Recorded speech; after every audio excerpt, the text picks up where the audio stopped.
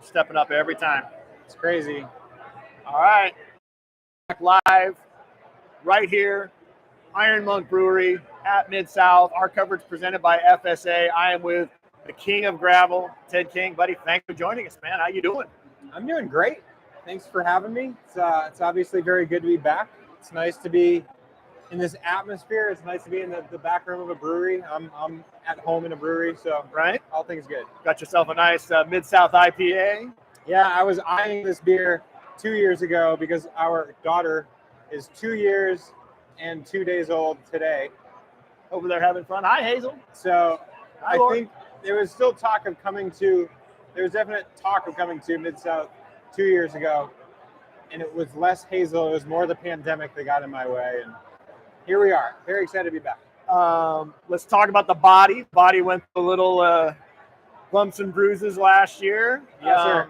You had that unfortunate crash at the end there at Big Sugar. Yeah. That blew out the elbow. I heard you refer to it, the doctors referred to it as elbow dust. Yes, that's not the way you want to end your season, naturally. I've had plenty of orthopedic woes in my day, and that one was really bad. I shattered my elbow. I'm really glad of the recovery that I've had to be back where I am at this point. It's made for you don't know good unless you know bad. You don't know bad unless you don't know good. Totally. So life is a whole series of waves, and this off season is certainly not one that I expected, but you make the most of what you've got. And here we are in Mid-South in early March. You had to do the whole coast ride though on a piece of hardware that was starting to give you some problems. Yeah, big time. So yeah, road. I mean, that was early road. Traditionally, I've done the traditional coast drive, which is San Francisco to Santa Barbara, and I've done that each of the past 6 years. This year, in order to try something bigger to prove to myself that my elbow is okay, I went out and did the entire California coast, which is 2x the distance, 1,100 miles, and I was going to be from Oregon to Mexico, and at the very end, I had to pull a quick audible and say I'm going to go to LAX, fly home to Vermont, have some hardware removed, because at that point, 3 months in, the hardware was really restricting my movement and causing me a heck of a lot of pain. Thankfully, that surgery was a success, and so it's been nothing but. Does the rest of it come out at some point? It will. Okay. Yeah, I mean, it's the way I described it is the elbow is such a complex joint. This is Ted King, MD. Yes, Ted King, MD. The elbow it's such a tight space that with this really complex joint that to introduce hardware, and a lot of hardware, it's too much stuff. It's square peg round hole. Yeah. There's too much going on in there. So the hardware now is definitely there for the healing.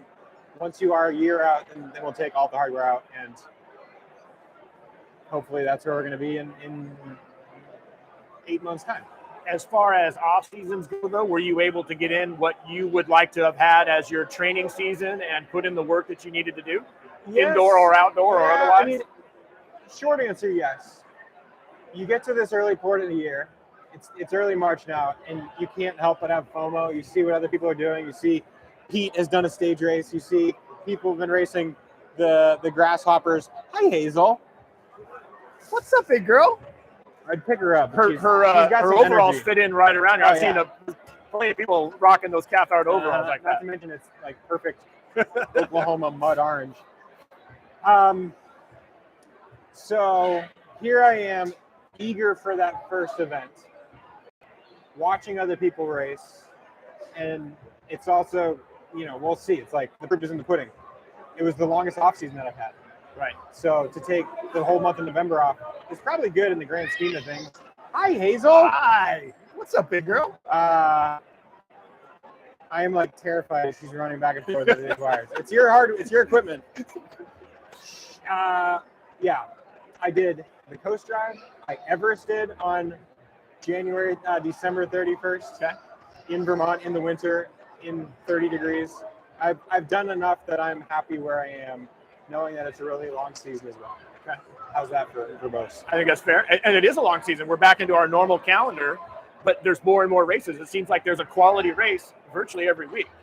I would agree. Is it hard to select a calendar based on that? Like, I call it anxiety provoking because Laura, the only person in our family who likes to race more than me is my wife. Right. And Laura is pregnant right now. So Right.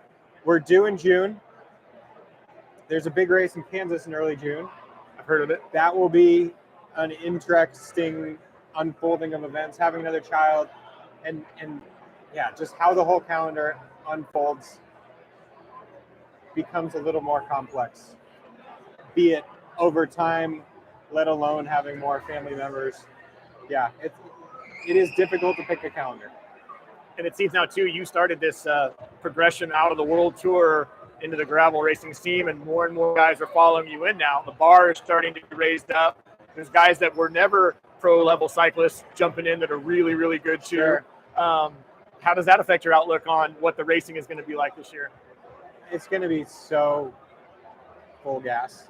Yeah, you've got, like you said, two who are coming into cycling in gravel. That's their first foray into cycling. Right. And they're incredibly powerful. And they've got that rad bike handling that allows them to pull it off, Yeah. as opposed to coming over, from like a Zwift background where you might have a huge motor but not necessarily the skills Right. to navigate dirt, etc. You've got folks who are finishing their World Tour careers and coming over to gravel, and then you have folks who are still in the World Tour, the Alex Howes, the Right. Lachlan's Right. who are racing. So Yep.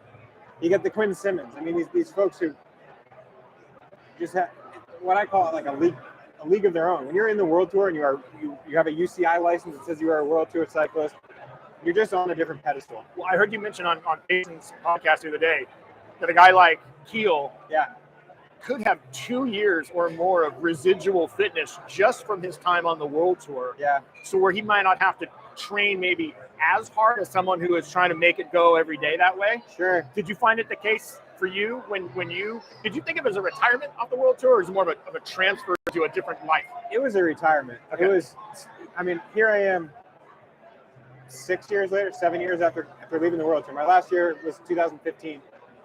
And at that point, it was fun. I didn't train at all. Like, this was my recovery beverage every day. Right. It's now at this point, 6 or 7 years later, that I'm like, all right, I'm going to have to start doing intervals Put the again. time in, yeah. Put the time in. And I use that 2 to 3 year example looking at the podium last year of Unbound, especially those hyper distance, the 200 plus Yeah, yeah. miles. You got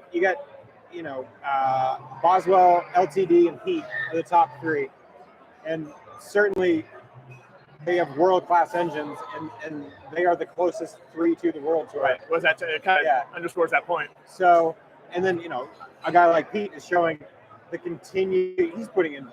I remember his first winter, he said, I'm putting in more hours now than I did while I was racing the World Tour. And I'm like, what have we come to?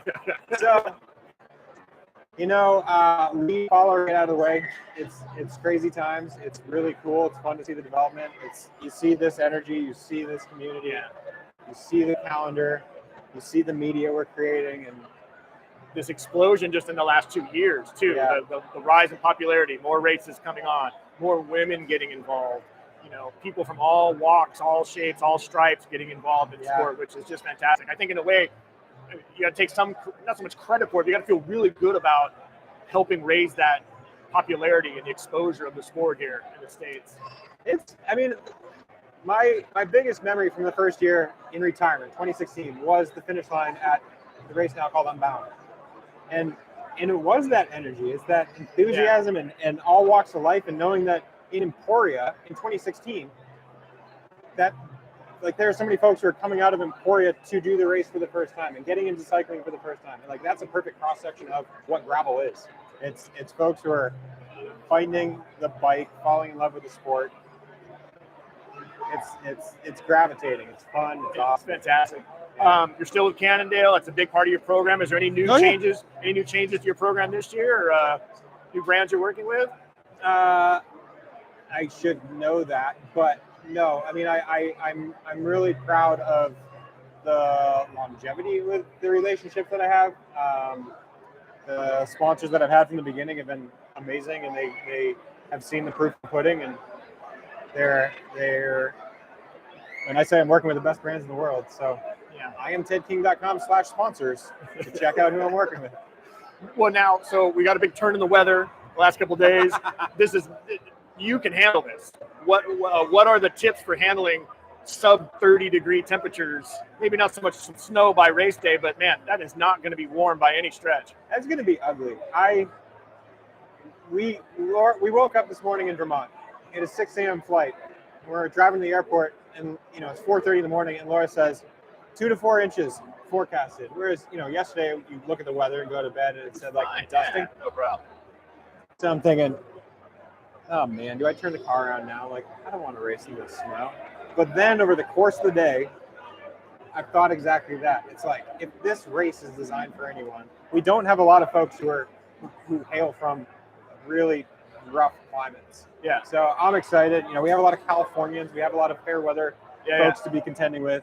Yeah, our candy ass is out here. California, Texas. I'm gonna have some fun. It's all about layering. It's about being prepared. The right gear on the hands and toes. Yeah. I mean, I rode today and I was cold, so it's gonna be considerably colder plus precipitation. It's anyone's guess what's gonna happen. But, well, man, as always, it's great to be able to sit down and chop it up with you. We're going to follow this throughout the whole year. Thanks. This is the first event that's on the power rankings for Pure Gravel, so hope to see a nice high ranking and carry that throughout the year. We'll be able to check back in with you. Best of luck to the family. Congratulations on the new baby on the way. That's good stuff. Were you ready for the first one? And now, does that make you more ready for the second one? Yeah. You're going from man-to-man to zone here. You know that, right? I think exactly. That's going to be a big addition. Even 2-on-2 is still you're outnumbered. Exactly. It's like when they say you have a child and the kid is crawling and they're like, oh my gosh, once they start walking, it's all hell breaks loose. That was like, you're ready when you become ready. Right. Or here we are on Thursday. People are like, you ready for the race? I'm like, well, no, I'm drinking a beer and I got a lot of stuff to do on my bike, but come Saturday morning, I'm ready. Come June, we're ready to have a child, we'll be ready. When Hazel was due, we were ready. And it's been an awesome ride. And whether you're not ready or you are, the gun goes off, right? Exactly. And you got to handle it. Yeah, exactly. Nobody better suited for it than you, my man. And it's been a lot of fun watching you help grow this big explosion in the sport, and we can't wait to see all the fun stuff that's going to come. Appreciate you.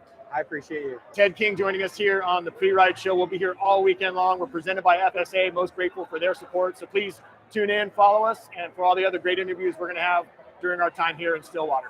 Thanks for looking in. Good stuff, brother.